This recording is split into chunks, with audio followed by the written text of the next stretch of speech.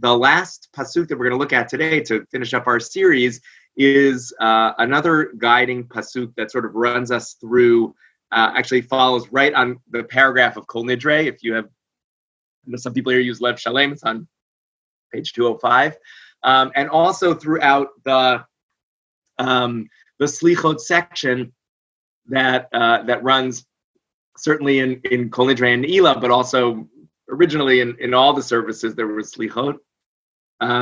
This is the verse that sort of wraps up the end of the Slichot section after we do the confession, and is also the inspiration for a number of the poems on Yom Kippur. So it's you get a lot of bang for your buck with these set of psukim.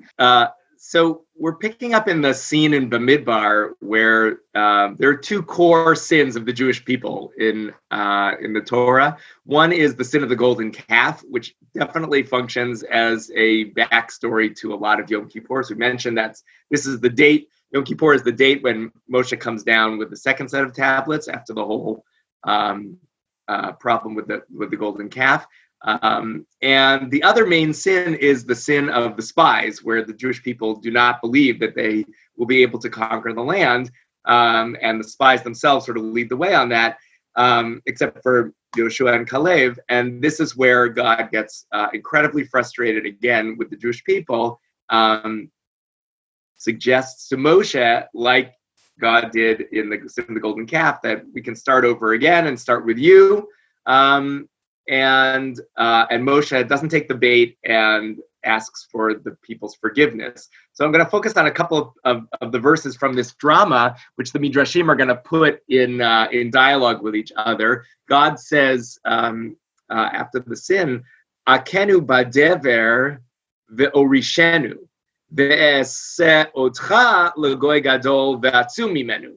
This is particularly relevant, I think, this year, sadly. Akenu badever, I will strike them down with plague. You might remember Dever from the 10 plagues, the cattle plague, but some sort of plague that's going to destroy them. And I will disown them, which is actually the opposite of lehorish, but sort of I will cause them to be disowned. And I will make you a nation far more numerous than they are. So Moshe doesn't take the bait, as I said, and a few verses later it says, "Slach na la'avon ha'am hazeh kegodol chastecha, v'cha'asher nasata la'am hazeh mimitzrayim vadheina." So Moshe's gambit is to say, pardon, slachna, and that's a theme that shows up in a lot of the poetry on Yom Kippur, slachna, pardon, and the na either is now or please. It's sort of a word that can mean both things. So there's some urgency to it, but also a request. Pardon, I pray, the iniquity of this people according to your great kindness, kegodol chastecha, as you've forgiven this people ever since Egypt, or literally as you have sort of carried this people from Egypt until now. And it works. Vayomer Adonai salachti kidvarecha, and God says, I have forgiven according to your davar, according to your word. Now, I think the midrashic hook here is that God could have simply said, Vayomer Adonai salachti, right? I forgive. But there's the extra word of kidvarecha, according to your davar, according to your word, according to your argument. That's what's causing me to lisloach, to forgive. And you can see the connection between akenu badever and Moshe's davar. So you have, on the one hand, sort of God using the root davar as a plague and as a punishment, and Moshe using the root davar as an argument that's going to save the Jewish people. And so they're sort of balanced on either side. But Moshe wins. Moshe's davar beats God's davar, dever, and the Jewish people get off, and they are forgiven. So that's just some of the balance that we're going to see in the Midrash. But let's see how this plays out in a few different places. So we're in Avot Rabbi Natan, the Midrash on Pirkei Avot, and the saying that we're expounding on is there are 7 divarim, shiva divarim, 7 characteristics of a wise person. And the last one is umodeh al ha'emet, someone who admits the truth, which is also, I think, fitting for the vidui time that we're heading into in Yom Kippur, the admission, the confession. Someone who admits that something is true, even if presumably they didn't understand that or they had argued against it. And here we see God actually embodying this chacham attribute, God's self.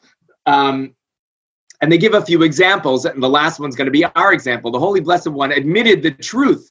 HaKadosh Baruch Hu hodeh al ha'emet, who he admitted the truth. Shene'emar, as it says, Kain benot tzlofcha dovrot. So you can see that the davar, ledaber is there. The daughters of Tzlofchad spoke Cain, spoke truly, spoke firmly, spoke well.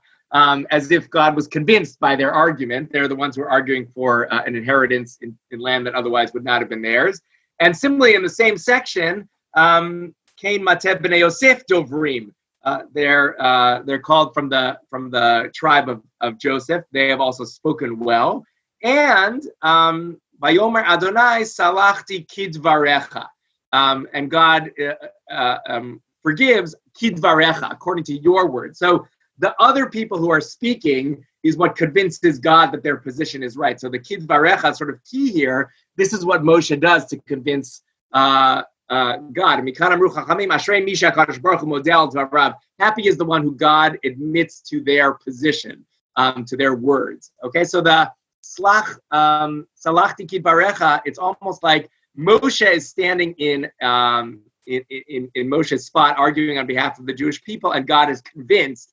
In other words, it's sort of a model in which you have a lawyer who's getting us off, and that's Moshe. It's the words that God is hearing, the argument that God is hearing that ends up changing God's mind, and God admits the truth that we should be forgiven.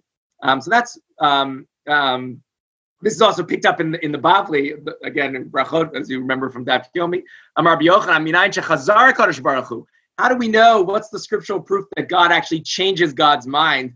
V'odeh Moshe and admits to Moshe's position. Shneimar Vayomer Adonai Salachti Kidvarecha. I forgive you according to your word. It's sort of an admission of you win and I lost the argument. So to the extent that Yom Kippur is an argument, we are arguing in our favor, or if someone is arguing on our behalf in our favor, God has the ability to modeh al ha'emet, or to modeh al dvarav, to change God's mind and switch positions. Let's just see how this plays out a little bit more. I told you that the Akenu Badever is on one side and you have Kidvarecha on the other side. So Midrash picks up on that. Mahu Asher Ayin Be'ayin. In another part of this section, as part of Moshe's argument, Moshe said, you were seen, about God, you were seen eye to eye. The wire should be capitalized. You were seen eye to eye. Ayin ba'ayin. So you can see ayin ba'ayin is sort of a balance of the same word, eye to eye, but also eye versus eye. Rav Acha says in the name of Rabbi Shimon ben Lakish, Moshe said, Ribono shel olam, Master of the universe, the attribute of justice lies evenly balanced, mi'uyan. Okay, so it's mi'uyan on the scales, b'kaf moznaim. Okay, so we got on each side of the scale. There's an argument which is balancing out the scales. You say akenu badever, and I say slachna. That's his dvarim, right? That's Moshe's kidvarecha. That's his argument. Slachna. Moshe says the matter is evenly balanced. We shall see who shall win, you Hashem or me. Okay, it's sort of like there's a suspense, and then Rabbi Brecha gives us the answer. The Holy Blessed One said, "By your life, sheli bitalt." V'shelcha kayemet, right? Mine is canceled, mine is outweighed, and yours is standing. Yours is winning. So the scales actually tip in favor of Moshe. Shene'emar vayomer Adonai salachti kidvarecha. I'm going according to your davar, not according to my davar / dever. And that's where we see the shift here. So what we have in our pasuk is this. This attempt to switch the plague, the dever, to the davar, to the argument, to the plea of Moshe, and in the Midrashim and in the text of the Torah as well, it works, and God admits the truth. God is willing to change God's mind. God is noticing that the scales are tipping in balance of Moshe and not in balance of God's plague. So may everybody have a meaningful day of Yom Kippur, however that works out for you. I hope the verses are more meaningful for you, and may we all have a year of davar and not dever. We'll see you on Sunday or on the other side.